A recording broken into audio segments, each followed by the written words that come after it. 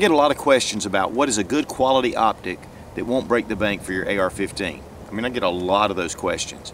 And to be honest with you, there are so many different companies making optics that it's difficult to wade through what is cheap, what is hype, what is just marketed well, and what's really good. So recently my good friend Bill Frady from Lock and Load Radio, that's sponsored by Gun Owners of America, was talking about this new optic that he had found, the Lucid HD7.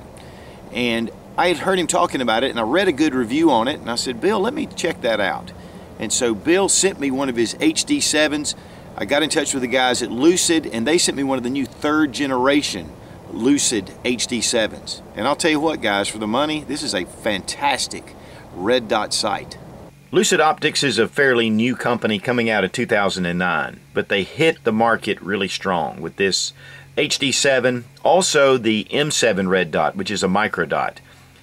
Excellent quality and a lot of great features. This is a holographic red dot sight. It's a full aluminum body with a rubber coating. 4 red dot settings, different apertures. The look of the sight itself is very reminiscent of the famous Trijicon ACOG, which is my favorite optic. The HD7 is 100% waterproof, fog-proof, and shock-proof.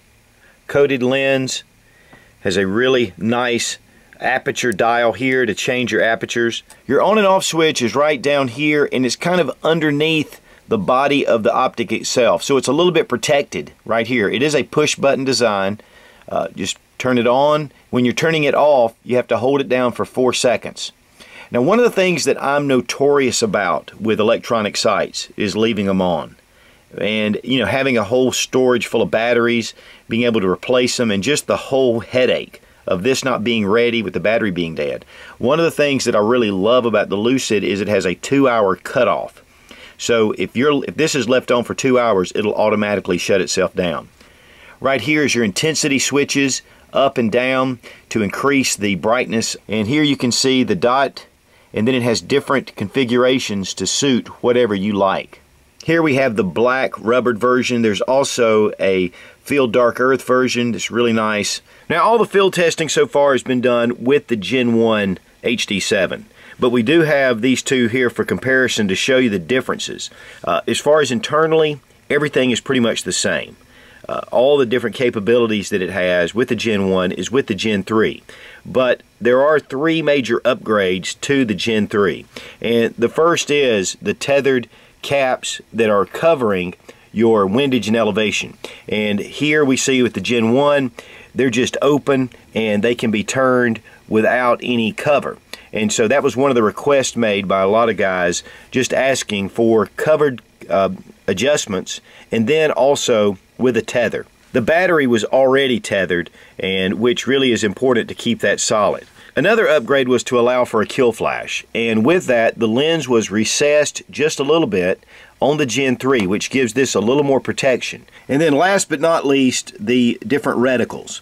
And with the Gen 1, there were reticles that seemed to be fine, but there were some upgrades made with the Gen 3 to make them a little more user-friendly.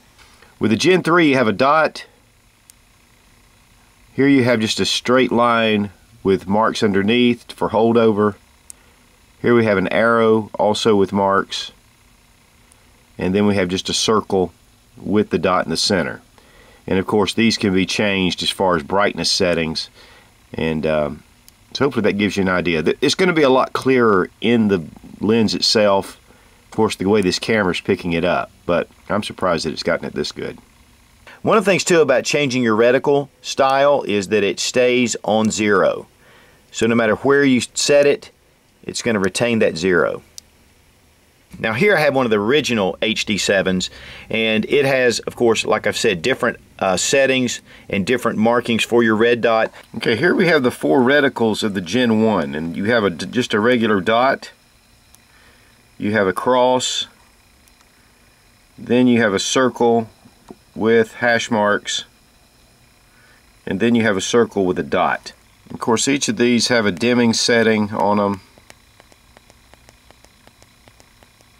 And then you can go all the way down, and to get just especially for nighttime shooting, if you have bright daylight, you can pump this up. But one of the other really cool features about this red dot is that when you turn it on and you watch the reticle, you hit this button again and it will reset to manual or automatic mode. And what that does is, according to the brightness that you're facing, it will automatically adjust to that brightness. And to me, that is really cool. Now you have caps covering your adjustments, your windage and your elevation adjustments, and it's also tethered together. So if you unscrew this, you're not going to have to worry about losing it. The caps screw off and the tether stays in place. You can just turn your caps. Here you have your adjustments. It's a half MOA adjusting, both for windage and elevation. Now, one thing I would definitely recommend with any aluminum on aluminum threading, whether it's an optic, your flashlight, even on your rifles, is to take a little bit of silicone lubricant and place in here. It'll protect and it'll actually keep the water down and also protect your threads. One thing I want to note about the tether is that you just hold the tether still, in which I have here in my fingers, and then you can tighten. Otherwise it'll start to twist.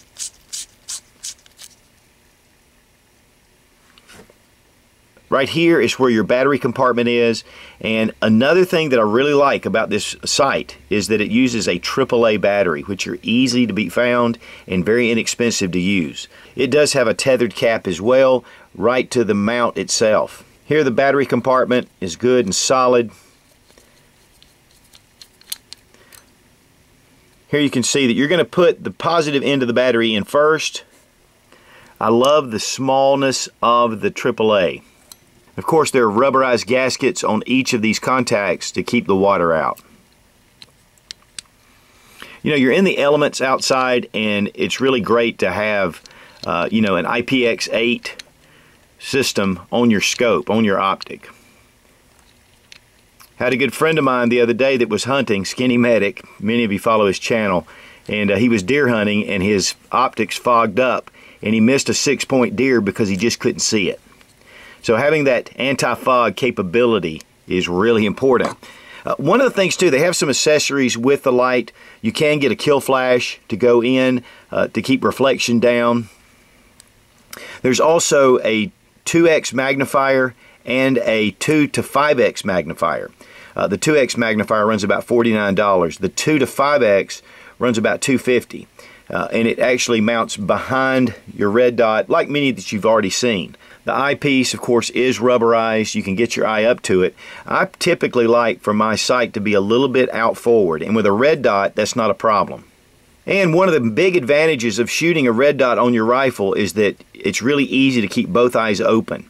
And you know, many of you know I really preach keeping both eyes open, even with regular sights. But this really helps to train your eye, train that dominant eye to see and to focus. And then yet it preserves your peripheral vision. It keeps your eye from being fatigued. And the lines on this optic are really nice and smooth. It really speaks of quality. And of course it's got Lucid right on the side. The sight weighs 13 ounces. And obviously the mount is included, which really makes it nice. You don't have to buy a separate mount. It fits any of your AR-15 upper receivers or just any of your 1913 Picatinny rail systems. They also offer a quick release mount that you can order separately. And once you get it sighted in at 50 yards, it's a really nice group, and that was my best group for the day. And the guys at Lucid understand how important a good optic is. It could be a lifesaver, and many law enforcement and military professionals are using these in the field today. A lot of them have been sent out by Lucid for testing, and it's just been complete positive results all the way around. I know Tim at Military Arms Channel did a full review on the HD7, and check it out at Military Arms Channel, and of course I'll have it annotated right here. You can click and go right to the review. Now the manufacturer suggested retail price is $249, which is really exceptional for a really good red dot sight with all these features. But on Optics Planet and on other websites, I saw them for around the $189 mark, which really makes it nice. The M7 red dot is $229, and they still remain at about $189. So you can check out all the specs at mylucidgear.com. Of course, I'll have the live link in the description below. and you can check out all the specs and about the company itself. And Jason Wilson is the founder and just a really neat guy. Really, they test a lot of their gear. They don't just sit in an office and design this stuff. They're out in the field. In fact, the other day I was on the phone with him, and he also makes custom knives, and he was at work, hard at work. You know, it's really good to have a company that's working hard and offering a product of this quality for this kind of price. And all that does is give us more money to be able to afford ammunition to be able to shoot. Now, if you have any questions or you want to get in touch, make sure you hit my Facebook page at Such Fun Gun Reviews Facebook page, and I'll have the live link again down in the description. And any questions or any comments, of course, I also new upcoming reviews that I'm doing or range things that I'm doing that are not on the Such channel on YouTube or on that Facebook page. So check it out and hit the like button and just stay in touch with what's going on. Be strong, be of good courage. God bless America. Long live the Republic.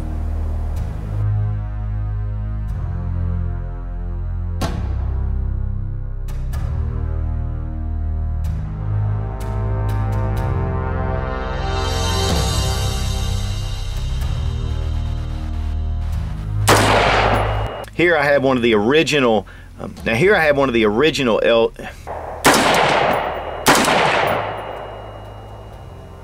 Did you jerk the first time? Mount to fit, and this will go straight on to your 1913 Picatinny mil-spec rails. 1913 Picatinny.